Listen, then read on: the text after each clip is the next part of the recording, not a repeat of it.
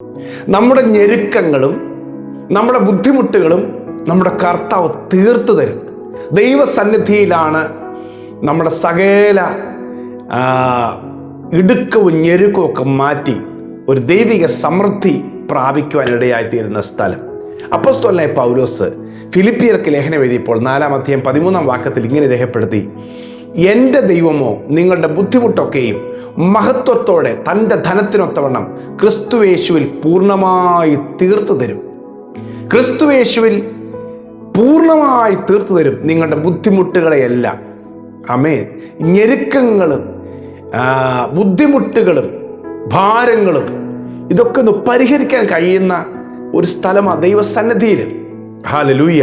പൗലോസ് ഇവിടെ പറയുന്ന ഒരു കാര്യം, തൻ്റെ ബുദ്ധിമുട്ട് തീർക്കുവാനായി ഫിലിപ്പിയിലെ സഭ പൗലോസിനെ കൈ അയച്ച് സഹായിച്ചു, മനസ്സോടെ സഹായിച്ചു, ഉത്തരവാദിത്തോടുകൂടി സഹായിച്ചു.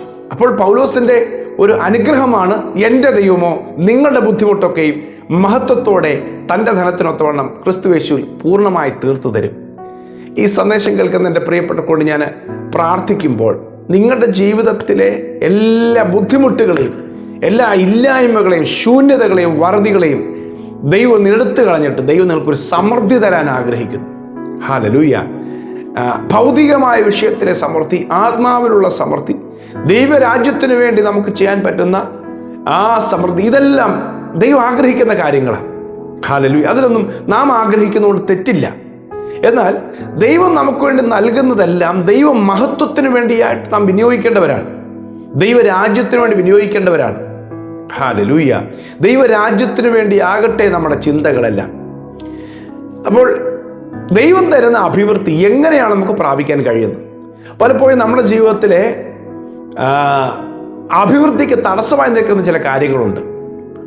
ഒന്നാമത്തെ കാര്യം, ദൈവത്തെ നമുക്ക് വിശ്വസിക്കാൻ കഴിയുന്നില്ല.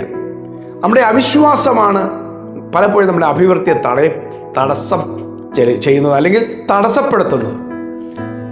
നമ്മുടെ അവിശ്വാസം കൊണ്ട് ഒന്നും പ്രാപിക്കാൻ കഴിയില്ല. വിശ്വാസമുള്ളവൻ പ്രാപിക്കും. ഹല്ലേലൂയ. ദൈവം പറയുന്ന കാര്യങ്ങൾ വിശ്വസിക്കുന്നവൻ വാഗ്ദത്തങ്ങൾ പ്രാപിക്കും. ആമേൻ. അവിശ്വാസങ്ങൾ മാറട്ടെ. മറ്റൊരു കാര്യമാണ്, എന്താ പറയുന്നത്, അനീതിയുടെ കൂലി. നമ്മുടെ ജീവിതത്തിൽ നിന്ന് അത് മാറ്റിക്കളയണം. അനീതിയുടെ കൂലി, കണ്ണുനീരിൻ്റെ ആഹാരം, ദൈവഹിതമല്ലാത്ത സമ്പാദ്യങ്ങൾ, മറ്റുള്ളവരുടെ ശാപങ്ങളുടെ സമ്പത്തുകൾ, ഇങ്ങനെ ഒരുപാട് കാര്യങ്ങൾ നമ്മുടെ മേൽ ദൈവഹിതമല്ലാത്തത് അവകാശം പറയുന്നുണ്ടെങ്കിൽ അതിനെല്ലാം നമ്മൾ ഏറ്റുപറയണം, ഉപേക്ഷിക്കണം. അതിന് നാം പ്രായശ്ചിത്തം വരുത്തേണ്ട 4 മടങ്ങെങ്കിൽ 4 മടങ്ങ്, ഇരട്ടിയെങ്കിൽ ഇരട്ടി നമ്മൾ കൊടുത്തത് പരിഹരിക്കണം. ഹല്ലേലൂയ. അതൊരു ഭൗതികമായ രീതിയിൽ ദൈവസന്നിധിയിലുള്ള നമ്മുടെ സെറ്റിൽമെൻ്റ് ആണ്. ആ വിഷയത്തിലൊരു നീതീകരണം പ്രാപിക്കലാണ്. ഒരു എന്താ പറയുന്നത്, ദൈവത്തിൻ്റെ നീതിയിലേക്ക് കടന്നു വരുന്ന ഒരു ഭാഗമാണത്. സ്തോത്രം. ദൈവം നമ്മളെ അനുഗ്രഹിക്കാൻ ആഗ്രഹിക്കുമ്പോൾ നമ്മുടെ കൈയെല്ലാം അനീതി വിട്ട് ഒഴിഞ്ഞിരിക്കണം. അനീതി വിട്ട് ഒഴിഞ്ഞിരുന്നാൽ ഉറപ്പാണ് നമുക്ക് ദൈവത്തെ 100% വിശ്വസിക്കാം.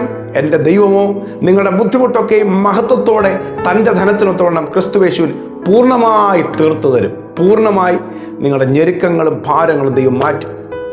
മറ്റൊരു കാര്യമാണ്, ദൈവം നമുക്ക് നൽകുന്ന നന്മകളെ ധാരാളമായി ദൈവരാജ്യത്തിനോട് വിതയ്ക്കുക. 2 കൊരിന്ത്യർ ലേഖനം 9-ാം അധ്യായം 6-ാം വാക്യം: എന്നാൽ ലോഭമായി വിതയ്ക്കുന്നവൻ ലോഭമായി കൊയ്യും, ധാരാളമായി വിതയ്ക്കുന്നവൻ ധാരാളമായി കൊയ്യും എന്ന് ഓർത്തുകൊള്ളുവിൻ. നാം ലോഭമായിട്ടാണ് അല്പമായി വിതയ്ക്കുന്നെങ്കിൽ അല്പമേ കൊയ്യുകയുള്ളൂ. ചിലർ വലിയ കൊയ്ത്ത് ആഗ്രഹിക്കുന്നു, പക്ഷേ വിതയ്ക്കാൻ ആഗ്രഹിക്കുന്നില്ല. നമ്മൾ വിതയ്ക്കുന്നതനുസരിച്ച് മാത്രമേ കൊയ്യാൻ പറ്റുള്ളൂ. ഒരു വിധവ ദൈവാലയത്തിൽ 2 കാശ് ഇടുന്നത് യേശു നോക്കിയിരിക്കുകയാണ്. യേശു പറഞ്ഞ കാര്യം, എല്ലാവരെക്കാളും അധികം ഇവൾ ഇട്ടു. അപ്പോൾ കർത്താവിനെ സംബന്ധിച്ച് അധികം ആരാ വിതയ്ക്കുന്നത്, അധികം ആരാ കൊടുക്കുന്നത്, അധികം ആരാ കൊടുക്കാത്തതെന്നൊക്കെ കർത്താവ് ശ്രദ്ധിക്കുന്ന ആൾ തന്നെയാണ്. ആമേൻ. അപ്പോൾ ദൈവരാജ്യത്തിനുവേണ്ടി വിതയ്ക്കുന്ന കാര്യത്തിൽ ദൈവം നമുക്ക് നൽകിയിരിക്കുന്നതിൽ നിന്ന് ഏറ്റവും ബെസ്റ്റ് ആയിട്ടുള്ളതും ഏറ്റവും സന്തോഷത്തോടു കൂടി, അവിടെ തന്നെ ആ വചനത്തിൻ്റെ അടുത്ത ഭാഗം എഴുതിയിട്ടുണ്ട്, സന്തോഷത്തോടു കൂടി കൊടുക്കുന്നവനെ ദൈവം സ്നേഹിക്കുന്നു. നമ്മൾ ചെയ്യുന്ന മനസ്സ് മറ്റൊരു ഫാക്ടറാണ്. ചെയ്യുന്ന ഇൻറ്റൻഷൻ മറ്റൊരു ഫാക്ടറാണ്.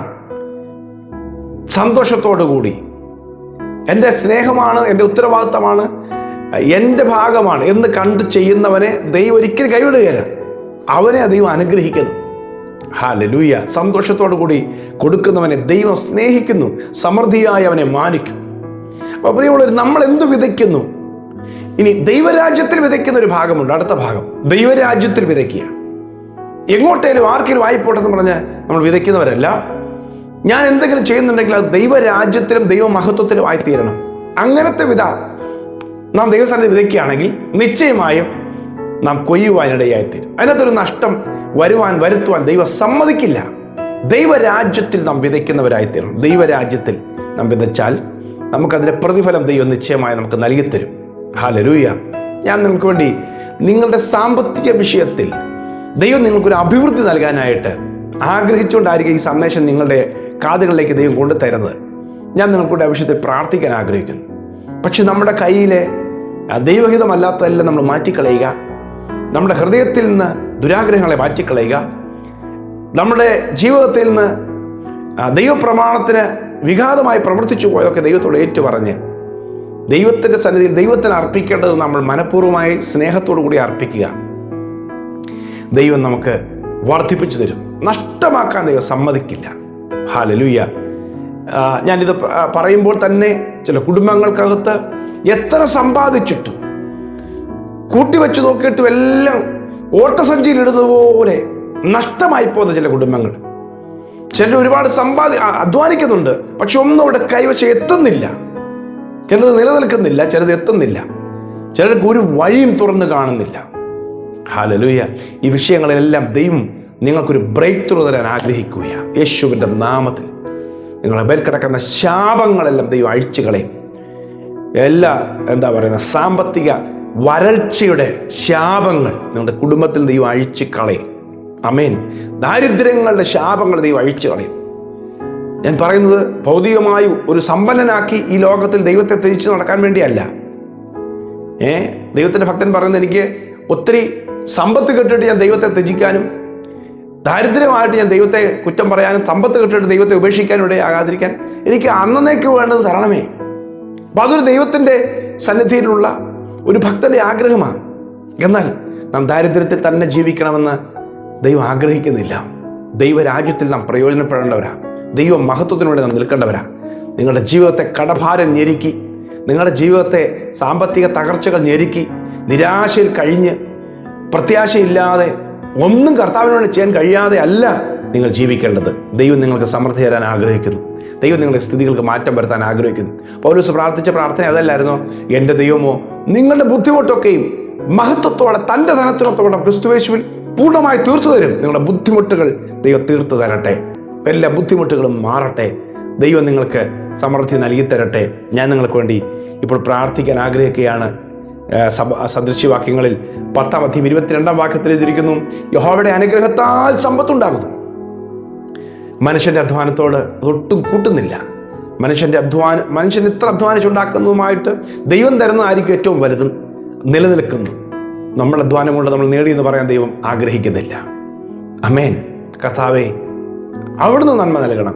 എനിക്ക് എന്തെങ്കിലും ലഭിച്ചിട്ടുണ്ടെങ്കിൽ അത് നിന്റെ നന്മയാണ്. ചിലർ പറയും, ഞാൻ ജോലി ചെയ്തു അധ്വാനിച്ചുണ്ടാക്കിയത്. അധ്വാനിക്കാൻ ദൈവം ആരോഗ്യം നൽകിയ ദൈവമാണ്. എനിക്ക് എൻ്റെ ആരോഗ്യമല്ലേ, ഞാൻ ഭക്ഷണം കഴിച്ചതിൻ്റെ അല്ല, ഞാൻ ജീവിച്ചിരിക്കുന്ന ദൈവത്തിൻ്റെ കൃപയാണ്. ചുരുക്കത്തിൽ ദൈവം നൽകിയിട്ടല്ലാതെ ആര് ഭക്ഷിക്കും? അവൻ നൽകിയിട്ടല്ലാതെ ആരനുഭവിക്കുമെന്ന് സഭാപ്രസംഗങ്ങളുടെ പുസ്തകം 3-ാം അധ്യായത്തിൻ്റെ 24-25 വാക്യങ്ങൾ എഴുതിയിട്ടുണ്ട്. അവൻ നൽകിയിട്ടല്ലാതെ ആരനുഭവിക്കും? സഭാപ്രസംഗ പുസ്തകം 2-ാം അധ്യായം ഒടുവിലത്തെ വാക്യങ്ങളാണ് ഞാൻ പറഞ്ഞത്. അവൻ നൽകിയിട്ടല്ലാതെ ആരനുഭവിക്കും? അവൻ കൊടുത്തിട്ടല്ലാതെ ആര് ഭക്ഷിക്കും? തനിക്ക് പ്രസാദമുള്ള മനുഷ്യന് അവൻ സന്തോഷം കൊടുക്കുന്നു, ജ്ഞാനം കൊടുക്കുന്നു, അനുഗ്രഹം കൊടുക്കുന്നു, സമൃദ്ധിയൊക്കെ കൊടുക്കും. ദൈവത്തിന് പ്രസാദമുള്ള മനുഷ്യൻ. നിങ്ങളുടെ ജീവിതം ദൈവം പ്രസാദിക്കട്ടെ. ദൈവം നിങ്ങളുടെ ജീവിതത്തിൽ വലിയ മാറ്റങ്ങൾ തരട്ടെ. ഞാൻ നിങ്ങൾക്ക് വേണ്ടി പ്രാർത്ഥിക്കാം. ദൈവം നിങ്ങളെ എല്ലാ ഞെരുക്കവും മാറ്റി ഒരു സമൃദ്ധി തരട്ടെ. ഇന്നത്തെ ഈ പ്രാർത്ഥന പ്രത്യേകമായിട്ട് എല്ലാ ദിവസത്തെ പോലത്തെ പ്രാർത്ഥനയല്ല, ഫിനാൻഷ്യൽ ബ്രേക്ക് ത്രൂ ദൈവം നിങ്ങൾക്ക് തരാൻ വേണ്ടി ഞാനിപ്പോൾ പ്രാർത്ഥിക്കാൻ ആഗ്രഹിക്കുന്നു. ചിലപ്പോൾ ഒരുപാട് കടഭാരത്തിൽ നിൽക്കുന്നവർ ഈ സന്ദേശം കേൾക്കുന്നുണ്ടായിരിക്കാം. ലോൺ എടുത്തിട്ട് അത് തിരിച്ചടയ്ക്കാൻ കഴിയാതെ ഒത്തിരി പലിശയായിട്ട് അല്ലെങ്കിൽ ഒരുപാട് കടം കയറി കിടക്കുന്ന മനുഷ്യർ, അതുപോലെ തന്നെ വ്യക്തിപരമായ ആളുകൾക്ക് കൊടുക്കാൻ പണം ആയില്ല, എൻ്റെ കയ്യിൽ നിന്ന് ആകുന്നില്ല, കൊടുക്കാൻ പറ്റുന്നില്ല, കടക്കാരനെ ബുദ്ധിമുട്ടിച്ചുകൊണ്ടിരിക്കുന്നു. ഇങ്ങനെയുള്ള പ്രയാസം അനുഭവിക്കുന്ന പ്രിയപ്പെട്ടവർ, സാമ്പത്തികമായിട്ടും വളരെയധികമായ ബുദ്ധിമുട്ട് അനുഭവിക്കുന്നവർ, നിങ്ങളുടെ ഏത് വിഷയമാകട്ടെ, ഈ വചനം ചൊല്ലി ഞാൻ പ്രാർത്ഥിക്കാൻ പോയി. എൻ്റെ ദൈവമോ നിങ്ങളുടെ ബുദ്ധിമുട്ടൊക്കെ മഹത്വത്തോടെ തൻ്റെ ധനത്തിനൊത്തവണ്ണം ക്രിസ്തുയേശുവിൽ പൂർണ്ണമായി തീർത്തു തരും. പ്രിയ കർത്താവേ, ഈ ഞായറാഴ്ച വചനം കേൾക്കുന്ന പ്രിയപ്പെട്ടവരെ ദൈവം നൽകിയ വചനം ചൊല്ലി അനുഗ്രഹിച്ച് പ്രാർത്ഥിക്കുന്നു. ദൈവം സകല ബുദ്ധിമുട്ടുകളെ മാറ്റി ധനത്തിനൊത്തവണ്ണം ക്രിസ്തുയേശുവിൽ പൂർണ്ണമായി തീർത്തു തരുന്ന ദൈവം ഈ മക്കൾക്ക് വേണ്ടി അത്ഭുതം ചെയ്യേണ്ടതിനായി ഞാൻ പ്രാർത്ഥിക്കുന്നു.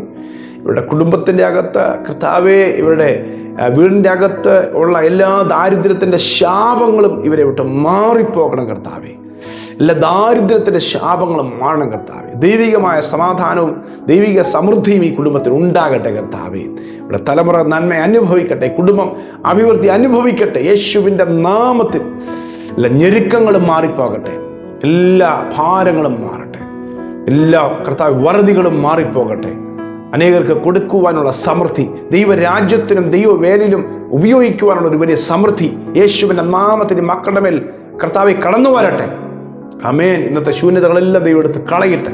യേശുവിൻ്റെ നാമത്തിൽ ഈ മാസങ്ങളിൽ തന്നെ അത്ഭുതകരമായ ചില വാതിലുകൾ തുറന്നു വരട്ടെ, ദൈവിക വഴികൾ തുറന്നു വരട്ടെ, നന്മകൾ ഉണ്ടാകട്ടെ, നിന്നിൽ സന്തോഷിക്കട്ടെ, നിന്റെ മഹത്വമായി തീരട്ടെ.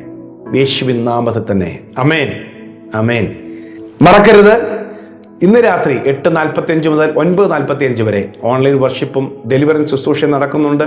നിങ്ങൾക്ക് വേണ്ടി പ്രത്യേകം പ്രാർത്ഥിക്കാനായി, വ്യക്തിപരമായി പ്രാർത്ഥിക്കാനായിട്ട്, നിങ്ങളുടെ പ്രാർത്ഥനാ വിഷയങ്ങൾ അറിയാനായിട്ട് നടക്കുന്ന മീറ്റിംഗ് ആണ്. 8:45 മുതൽ 9:45 വരെ ഓൺലൈൻ വഴിയാണ്, സൂം വഴി. സൂമിൻ്റെ ലിങ്കും ഐഡിയും പാസ്വേഡും നമ്മുടെ ചാനലിൻ്റെ ഡിസ്ക്രിപ്ഷനിൽ കൊടുത്തിട്ടുണ്ട്. അത് ലഭിക്കാത്തവർ മൊബൈൽ മെസ്സേജ് അയയ്ക്കുക, വാട്സപ്പ് മെസ്സേജ് അയയ്ക്കുക, നിങ്ങൾക്ക് അയച്ചു തരും. നിശ്ചയമായി നിങ്ങൾ ജോയിൻ ചെയ്യണം. ദൈവം നിങ്ങൾക്ക് കൊണ്ട് ഒരു വലിയ വിടുതൽ കരുതിയിട്ടുണ്ട്. God bless you. ആമേൻ.